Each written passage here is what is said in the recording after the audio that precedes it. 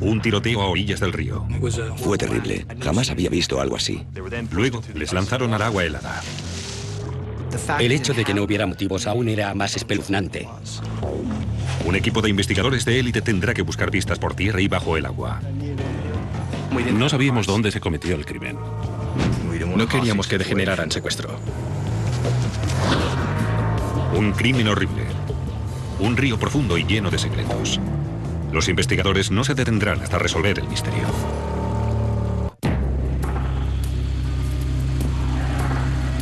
En invierno empieza la caza de aves en Pensilvania y el río Susquehanna ofrece excelentes oportunidades, entre las mejores de la región. Escuché pam, pam. Pero no sonaba como una escopeta de caza. Es un sonido totalmente distinto, muy fácil de distinguir. A Pete Powell los disparos le parecen de pistola. Enseguida distingue algo en el agua. Miré río arriba y vi dos manchas negras. Pensé que eran gansos flotando en el río. Luego oyó unos gemidos y se dio cuenta de que no eran dos aves, sino un chico y una chica. Tengo que sacarles del agua. Es lo que pensé enseguida. Tengo que sacarles del agua. El río es demasiado profundo y rápido para que el cazador pueda cogerles, pero la corriente les empuja a la orilla. Powell consigue sacar a rastras a los dos adolescentes apenas conscientes. Necesitaba ayuda. Y un todoterreno bajaba por la carretera.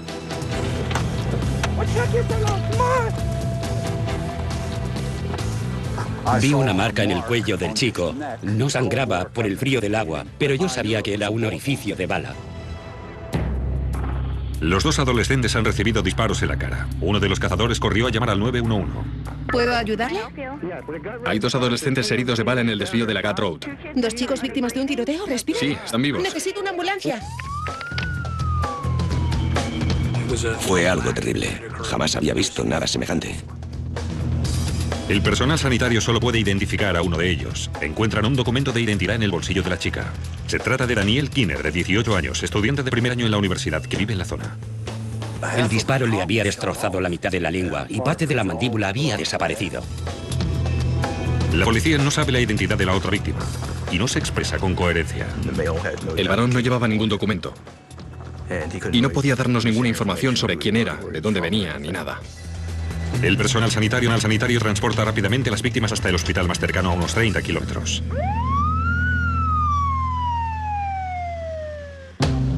Los investigadores saben que cuando el cazador ha avistado sus cuerpos, estaban a unos 300 metros río arriba. Pero es imposible ver cómo terminaron en el agua, Pero ha sido una o varias personas, desconocido o no. Sabíamos que habían disparado a dos adolescentes, no teníamos sospechosos. Mientras la policía busca pistas en la orilla del río, recibe noticias sobre el estado de Daniel. Su estado era muy crítico. Tuvieron que someterla a un coma inducido y no esperaban que sobreviviera. Los médicos también declaran que Daniel ha sido violada. La policía debe comunicar la terrible noticia a su familia. Pensaba en mis propias hijas y en qué querría que me dijeran si le hubiera pasado algo parecido. Mientras tanto, los padres de Daniel esperaban ansiosos su regreso. Estábamos sentados en el sofá, mirando todo por la ventana. Su hija había salido, pero debería haber vuelto 6 horas antes. Nos dijeron que le habían disparado en la cara. Por eso pensábamos, ¿cómo vivirá con eso? Una vez cumplido con lo más duro, empezamos a preguntar por la víctima masculina.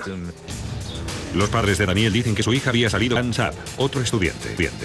Era su segunda cita. Se habían conocido por internet. Y el día de Acción de Gracias ella fue a Belém, donde vivía ese chico. Y ahora él le devolvía la visita.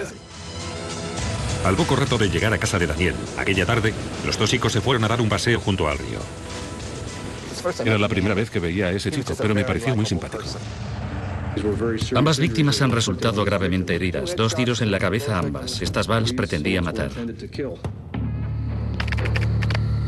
Mientras las víctimas se aferran a la vida, los investigadores intentan averiguar si tenían algún enemigo, pero no encuentran nada. El hecho de que no hubiera ningún motivo aún resultaba más espeluznante. Por eso parecía todo tan aleatorio, tan aterrorizante. Tras horas de investigación, La policía sigue sin encontrar ni pruebas físicas ni sospechosos. Formamos una línea a un cuerpo de distancia el uno del otro. El primero junto al agua y luego formando una hilera hasta la pista de tierra. Debíamos peinar una zona de unos 10 metros, desde la orilla del río hasta la Ghat Road, la carretera que corre a lo largo del río Susquehanna. Buscábamos casquillos en el suelo que podían haber caído del arma del atacante. Cualquier rastro de sangre y en general lugar donde podía haberse producido el tiroteo. Por fin encuentran una pista. Lo primero que vimos fue una mancha de sangre. Acordonamos toda esa zona para no contaminar el escenario del crimen. Los detectives analizan la sangre. En la camioneta de la policía, el laboratorio ambulante analizó la sangre y determinó que solo se trataba de sangre de pescado con escamas. Por lo tanto, no era el escenario del crimen. Para los inspectores es una carrera contrarreloj. Si llueve o nieva, podían perder la única oportunidad de encontrar pruebas.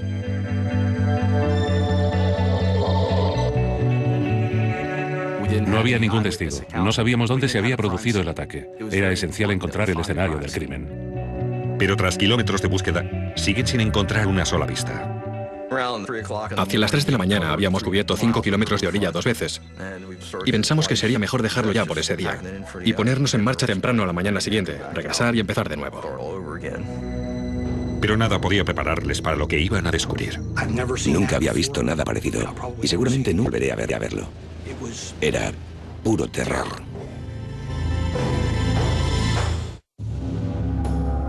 La pareja ha sido tiroteada.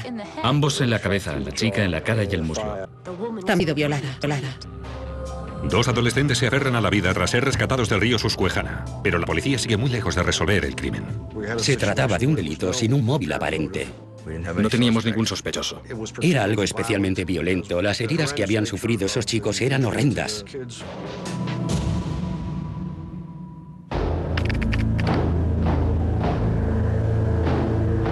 La policía reanuda la búsqueda en el río en busca de pistas. Volvimos a formar una hilera codo con codo. Y empezamos a avanzar en dirección norte. Paso a paso, buscando metódicamente cualquier cosa. Aquella zona de Ghat Road es muy boscosa y desierta. No hay casas. Cerramos la carretera porque no sabíamos dónde estaba el escenario del crimen.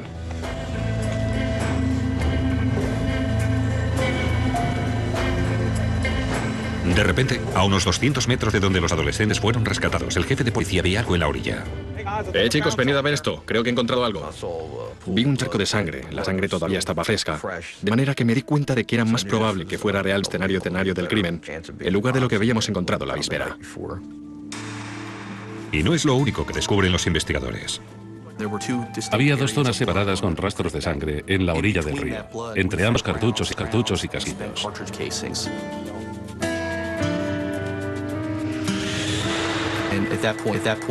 Enseguida acordonamos la zona y nos concentramos en procesarla como escenario del crimen.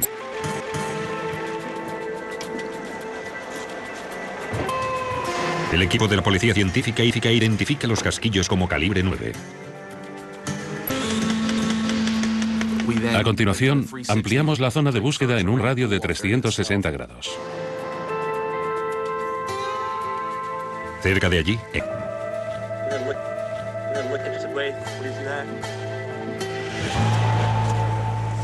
vimos unas huellas de neumático muy características, con un rastro en forma de U, como si el conductor hubiera salido de la carretera, aparcado y vuelto a marcharse, dejando este rastro al salir otra vez a la carretera. La policía saca un molde de las huellas. No sabíamos seguro de si se trataba de uno o varios vehículos, porque había distintos tipos de neumático. Los detectives procesan el resto del escenario y envían los moldes de los neumáticos y los casquillos al laboratorio de la policía para analizar. Para encontrar más pistas, un equipo de buceada para registrar el fondo del río, junto a la orilla donde se encontraron los rastros de sangre. Necesitan saber si fue aquí donde los adolescentes fueron arrastrados hasta el agua. Habían encontrado ciertas pruebas en la orilla, pero en cuanto a las víctimas, tenían ninguna prueba de que las lanzaran al agua allí mismo, puesto que habían aparecido a casi 200 metros río abajo. Buscábamos las balas que habían atravesado sus cuerpos para demostrar que realmente era aquí donde les habían disparado antes de bajar por el río. El río parece engañosamente tranquilo. Los investigadores necesitan una cuerda de seguridad y 2 personas para evitar que la corriente se lleve a los submarinistas.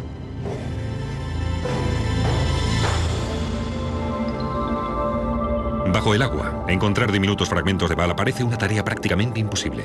Te pasan por delante cantidad de cosas que pueden distraerte. Tienes que concentrarte en lo que estás buscando. Avanzamos con mucha lentitud y vamos comprobando todo lo que aparece en las gafas, girando la cabeza de izquierda a derecha y de arriba a abajo. Fue un proceso muy lento, muy metódico. Los submarinistas buscan durante 2 horas, pero no encuentran ningún fragmento de bala. Luego, cuando están a punto de abandonar, descubren otra cosa, una sortija de mujer.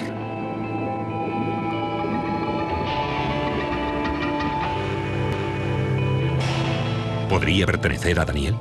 Aquella sortija estaba imbécil y todo el mundo contuvo la respiración pensando, ¿será una pista?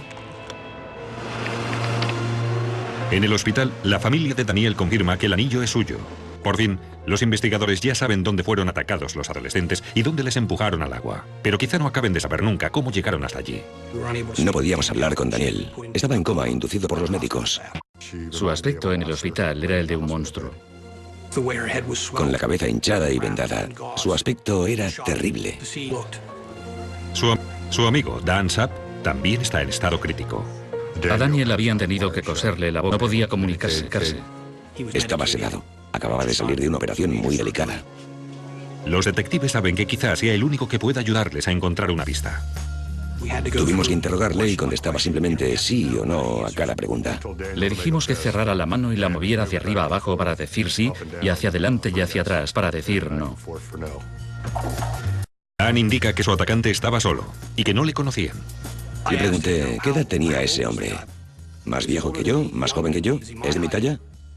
Seguimos preguntándole, ¿es un hombre blanco o un hombre negro? Y nos comunicó con las manos que sí, que era un hombre blanco. Pero Dan empieza a sentirse frustrado por no hablar. Pide que le den algo para poder escribir. Lo intentaba, pero le resultaba muy difícil escribirnos algo. Dan dice que un desconocido les ha obligado a Daniel y a él a punta de pistola a subirse a su camioneta roja. Entonces se los llevó en su coche, un viaje de 15 kilómetros de terror que termina con estos horrendos crímenes. Dan explica que el hombre les disparó en la orilla del río y les lanzó al agua helada. Describe a su atacante como a un hombre cuarentón, castaño y dentadura en mal estado. Era un adulto blanco, con una gorra de béisbol. Presentaba bastante vello facial y conducía una camioneta roja cubierta con una capota. Iba acompañado de un perro. Con la descripción, la policía tiene por fin una pista. Cuando le dimos la descripción del sospechoso que nos había proporcionado Dan, el padrastro de Daniel exclamó enseguida, «Oh, Dios mío, creo que ya sé quién es». Violó repetidas veces a la joven. Les obligó a dirigirse a Ces. Les disparó en la cabeza y les abandonó para que murieran en el río Susquehanna. Dan Sapp ha contado a la policía suya. Él y su amiga, Daniel Kinner, habían sido secuestrados y disparados por un desconocido. Habían tenido que coserle la lengua en distintos puntos, puesto que la bala se la había partido en 3 o 4 trozos. Ver a tu hija en la cama del hospital en coma es una experiencia horrible.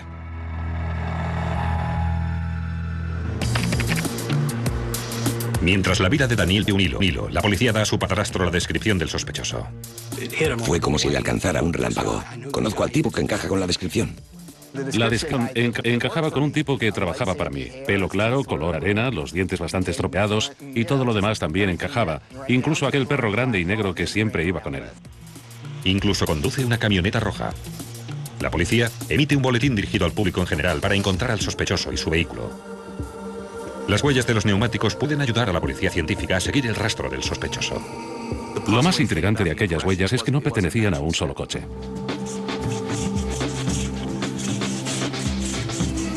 Las huellas parecen pertenecer a 3 neumáticos distintos. Unos tenían un dibujo octogonal, otro rectangular y otro completamente distinto de los otros 2. Una camioneta con 3 tipos distintos de neumático. Los investigadores deberían poder cotejarlos fácilmente, siempre que encontraran primero la camioneta en cuestión. Daniel fue capaz de darnos una descripción del vehículo. Era una camioneta de los años 70, roja, con una capota gris o blanca. Dijo que estaba muy destartalada, en muy mal estado. La descripción de este vehículo refresca de repente la memoria del hermano Daniel. Le vio en la camioneta roja justo antes de que le dispararan. En realidad, pasaron enfrente de la casa de Daniel y cuando lo hicieron, el hermano de Daniel estaba delante de la casa, incluso se miraron a los ojos. Ella había hacerle una ligera señal con la mano, desde una esquina de la ventanilla, como si intentara decirle a su hermano que estaba en apuros. Su hermano no supo cómo interpretarlo, no conocía el vehículo, no sabía con quién estaba Daniel. Los detectives creen que el sospechoso pasó por la casa de Daniel sin saberlo, antes de llevárselos hasta el río y dispararles. Mientras prosigue la caza del sospechoso, los detectives se dirigen hacia el hospital. Preparamos una rueda de identificación fotográfica con la foto del individuo indicado por el padre de Daniel y se la enseñamos para ver si podía identificar a su atacante. Me dijeron, sabemos que te va a resultar muy duro, pero quisiéramos que nos indicaras quién lo hizo. Le di las fotos, se las puso delante sin ningún orden concreto, encima de la bandeja del hospital, y fui colocando las fotos una a una. Yo estaba muy preocupado, no estaba seguro de poder reconocerle. Solo iba mirando las fotos y no reaccionó ante ninguna de ellas. Había visto una treintena de fotos y seguía sin tener ni idea de quién podía ser. Era desalentador. Le dijimos, tómate tu tiempo, pero se le notaba frustrado. Y si le veía y me dijo que no. ¿Estás seguro? No. No parecía ser la persona sospechosa en la rueda de identificación fotográfica. No había nadie que se le pareciera en lo más mínimo a aquellas fotos tal como yo lo recordaba. Regresé a comisaría con aquella información y les dije que seguíamos sin poder identificarle. Hicimos más comprobaciones acerca de aquel tipo y descubrimos que no estaba en la ciudad en el momento del incidente. Por lo tanto, no podía haber sido él. Los de sospechoso. El criminal sigue suelto. Desanima mucho pensar que tienes que empezar de cero. Me preocupaba tener que vivir con el temor de que regresara para intentar matarnos de nuevo. El temor se extiende por toda la comunidad. La noticia se extendió por todo el condado de York. La gente estaba atónita de que algo así pudiera suceder en esta pequeña comunidad. Si llevara un cáncer dentro, tenía que resolver este caso. Tengo 2 hijas de una edad aproximada a la de Dani, y esto fue un aliciente más para no parar hasta solucionarlo y descubrir quién lo había hecho. Pero ya no hay más pistas. No sabían quién era y dijeron que podía haber sido cualquiera que acechara a Dani. Y toda nuestra familia se derrumbó porque piensas, ese tipo puede estar en cualquier parte. Llevó a los jóvenes hasta el río mientras suplicaban clemencia. La policía dice que les disparó a los 2 en la cara. Luego les empujó a las aguas heladas. Le suplicaban que les dejara en paz, y él estaba allí plantado como la sombra de la muerte, observándoles mientras bajaban por el río.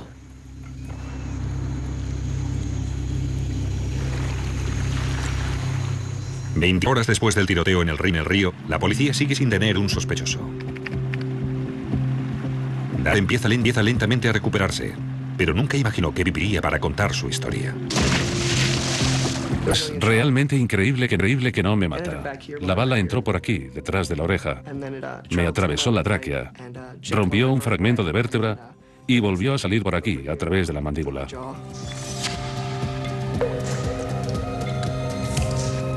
Pero seguro que en realidad falló el disparo. No quería herirme, quería atravesarme el cráneo, pretendía matarme.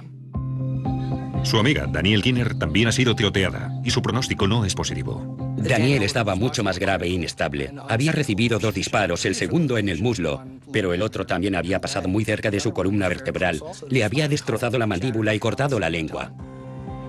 Desesperados por encontrar pistas, los detectives repasan la declaración de Dan. Ha dicho que su atacante tenía un perro negro al que llamaba Sam. Nunca había visto un perro tan grande como aquel que iba conmigo en la parte trasera de la camioneta.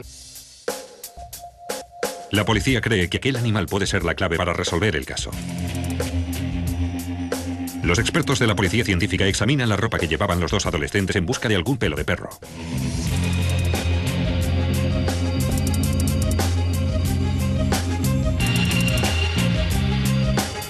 Encontramos pelos de perro en la ropa de los 2. Lo encontramos en el abrigo de ella y en sus pantalones, y también en el abrigo de Daniel.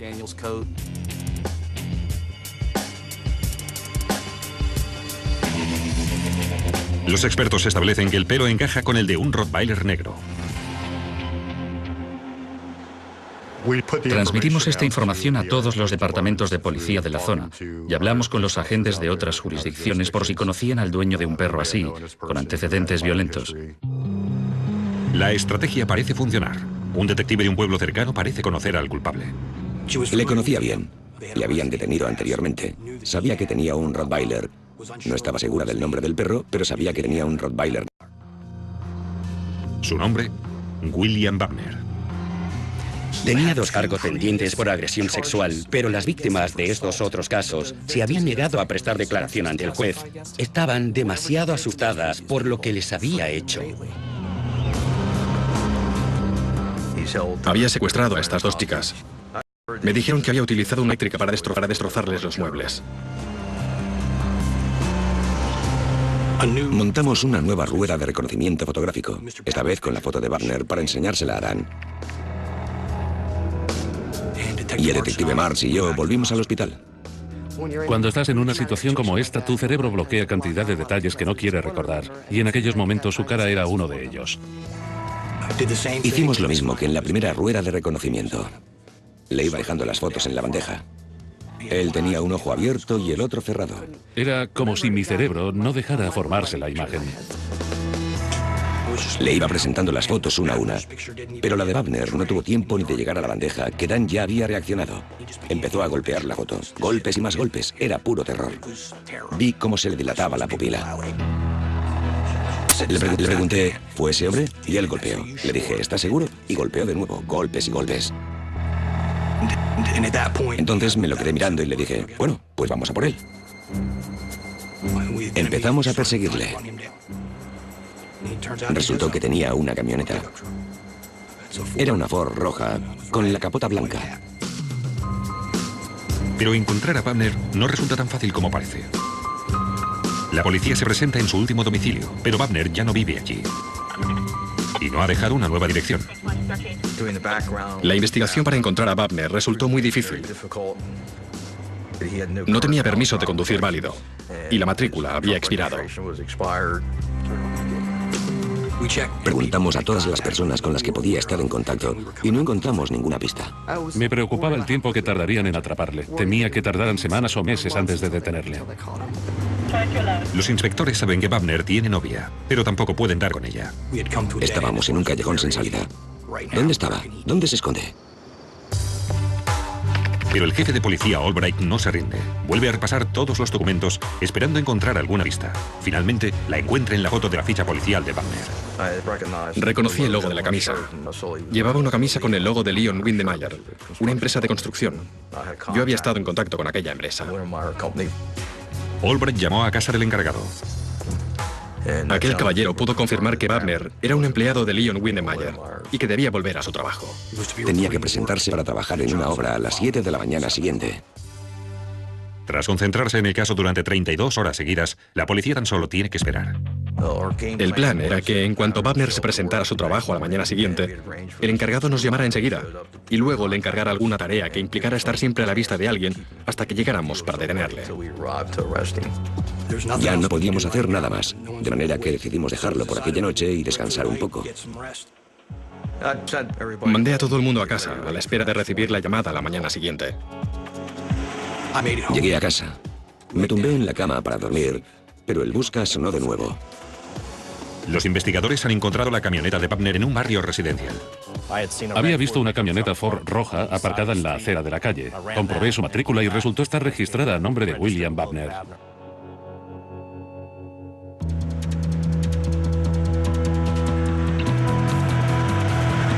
Pero todavía no han encontrado al sospechoso. Podría estar en cualquier casa del barrio.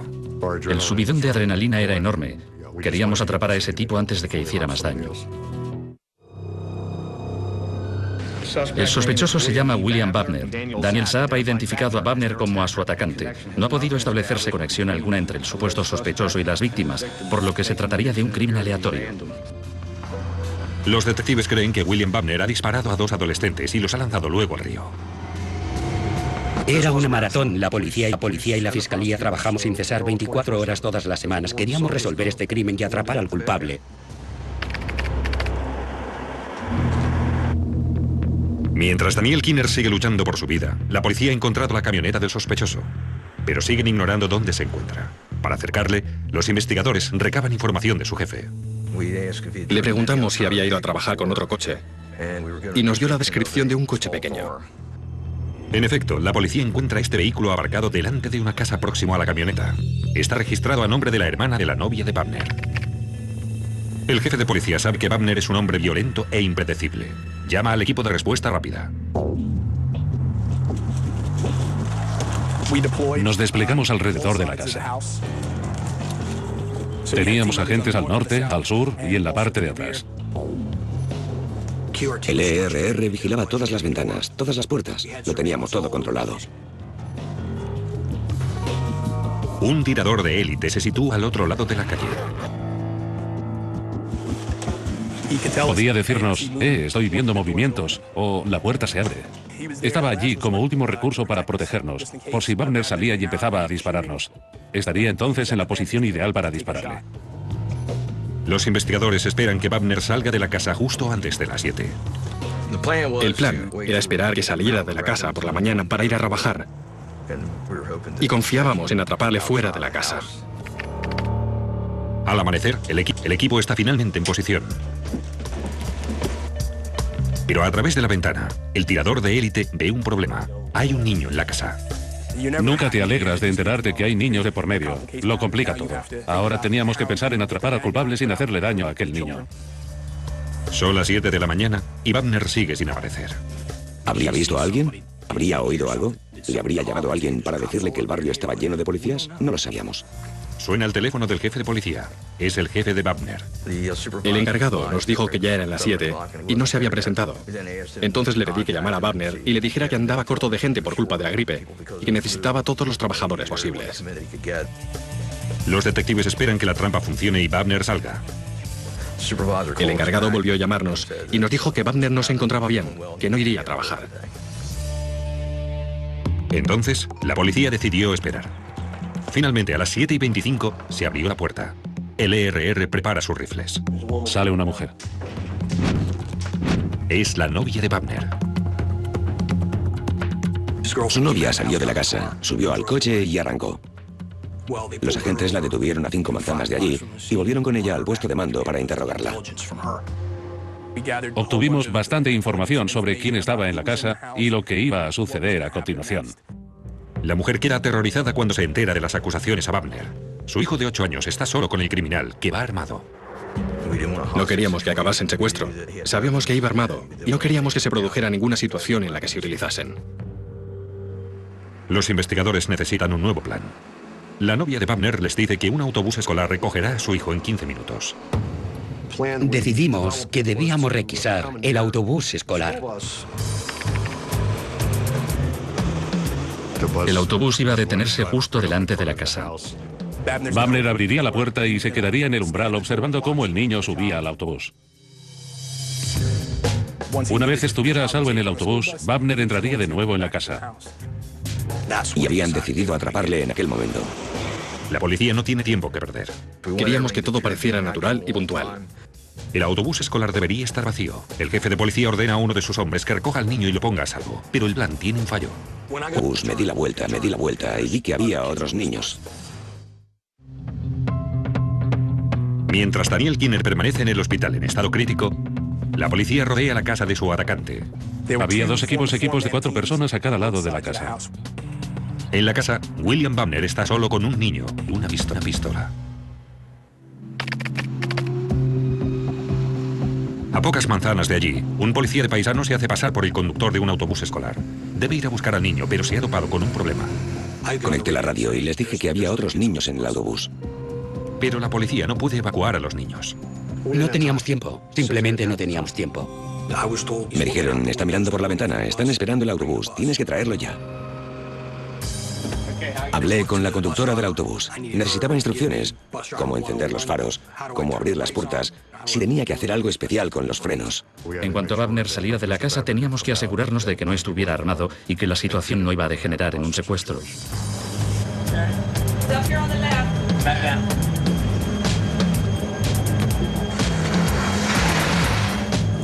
Me detuve delante de la casa. Encendí los faros.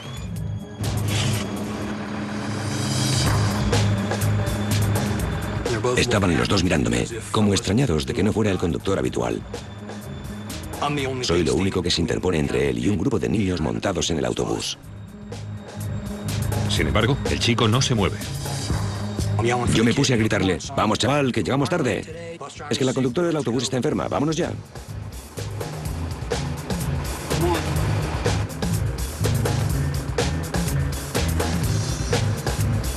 En cuanto el chico subió al autobús, cerré la puerta y arranqué. Mientras salía a la calzada, me giré y vi a las tropas que salían de ambos lados de la casa.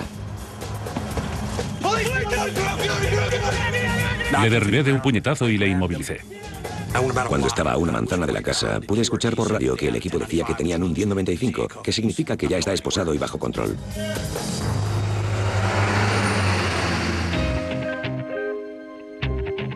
La policía registra inmediatamente la casa. Encontramos todo lo que Daniel nos había dicho que buscáramos. Sus tejanos, las zapatillas Nike negras, y también encontramos el arma, que estaba cargada y preparada para disparar en cualquier momento. Las pruebas incriminatorias no se detienen ahí. Su camioneta roja lleva neumáticos de 3 clases distintas que encajan con los moldes sacados en el escenario del crimen. Las fechorías de Wagner han llegado a su fin. 2 semanas después del crimen, la policía recibe más buenas noticias. Gracias a 6 complicadas intervenciones quirúrgicas, Daniel Kinner podrá recuperarse. No oí el disparo. La bala entró por aquí. Apenas se ve la cicatriz y salió justo por aquí, destrozándome toda la mandíbula. Llevo una placa desde entonces. Los recuerdos de Daniel y Dan sustentan la acusación. La pareja cuenta que Wagner empezó charlando con ellos en un parque cerca de la casa de Daniel, antes de ponerse violento. De alguna manera nos cortó el paso. Venga, subid los dos, tú detrás, vamos. Abrió la puerta trasera de la camioneta y hay un momento en el que no estás seguro que aquello esté pasando de verdad, que cosas así pasarle a la gente. Yo no hacía más que decirle: haremos todo lo que nos digas, pero suéltanos, por favor, déjanos marchar.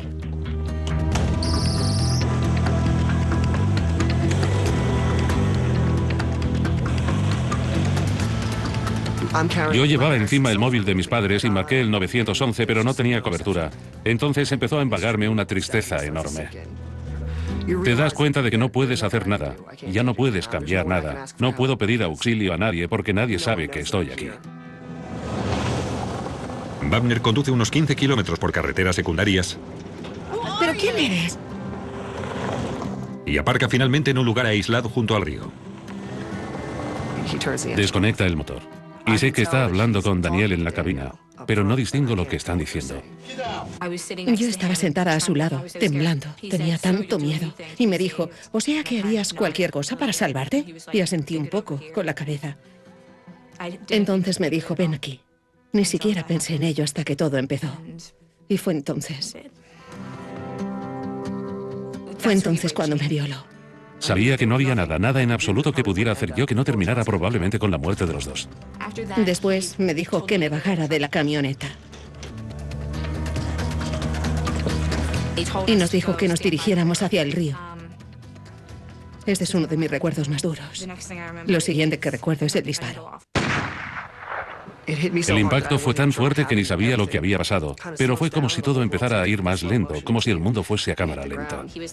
Estaba allí tumbado, echando sangre por la boca, y justo en aquel momento pensé: ya está, ahora voy a morir. Tuve la sensación de dormirme, de olvidarlo todo, pero de repente caí al agua y reaccioné. Sabía dónde estaba, sabía qué había ocurrido. Lo siguiente que recuerdo es un agujero negro. Luego me desperté y estaba en el río. Nos vimos y nos dimos cuenta que todavía estábamos vivos. Dan me decía: no te muevas, no te muevas. Para que se crea que estamos muertos, no te muevas. Fuimos alejándonos flotando río abajo.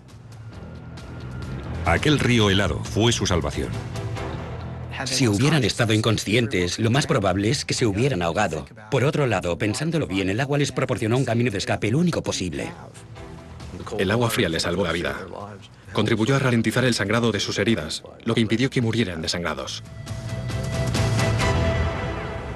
William Wagner está imputado por numerosos cargos. Wagner está acusado de intento de homicidio, violación, secuestro y atraco. Si es declarado culpable, pasará el resto de su vida en la cárcel.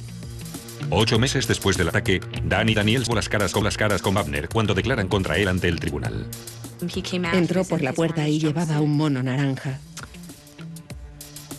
Fue terrorífico. Aquel día fue terrorífico. Mientras prestaba declaración, le miraba de vez en cuando y pude ver que estaba asustado, que se daba cuenta de lo que le esperaba. Ha sido un día repleto de testimonios gráficos e impactantes en los juzgados del condado de York. El jurado solo ha tardado 1 hora en alcanzar el veredicto. Wagner estaba acusado de un total de 16 cargos y ha sido declarado culpable de todos ellos. Wagner fue declarado culpable de intento de asesinato, secuestro y violación. La condena fue de entre 117 y 235 años. En aquel momento, la condena más larga en un caso de homicidio no consumado en la historia del condado, y se merece cada segundo de esta condena. Wagner no podrá salir nunca en libertad condicional. En la actualidad, Dan quiere hacer un posgrado de psicología. Daniel es fisioterapeuta y defensora de los derechos de las víctimas.